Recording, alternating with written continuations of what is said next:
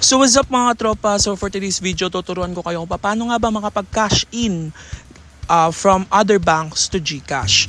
And kinagandahan nito guys is low fee kahit magkano man yung inyong ika-cash in. So naka-fix po siya na 5 pesos lang yung transaction fee.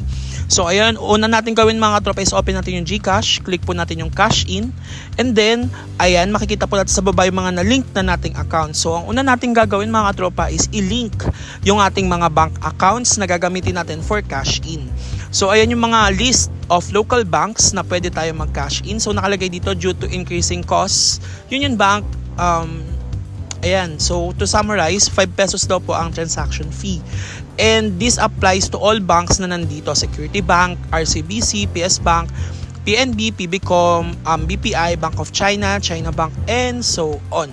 So kapag na-link na natin siya mga katropa, and also pala mga tropa bago yan, may mga over-the-counter din, which is ito matatagpuan sa mga Mercury Drug and anything or the like. So dito mga katropa, ang pangit lang dito is 8,000 lang yung maximum para walang transaction fee. 8,000 lang yung maximum. And then pag nag-exceed ka na, meron na siyang 2% service fee, which is mas mahal siya. So mas maganda na gawin natin is through bank transfer.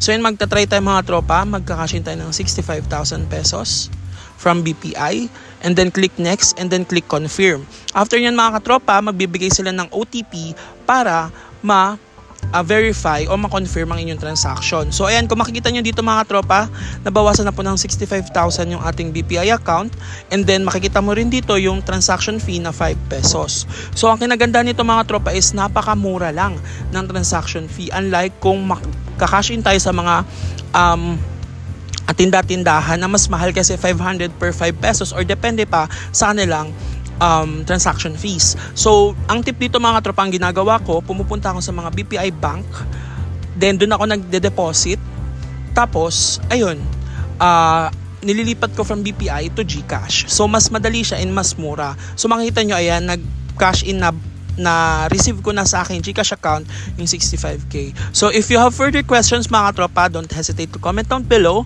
Don't forget to like, subscribe, and hit the notification bell. Maraming salamat and paalam.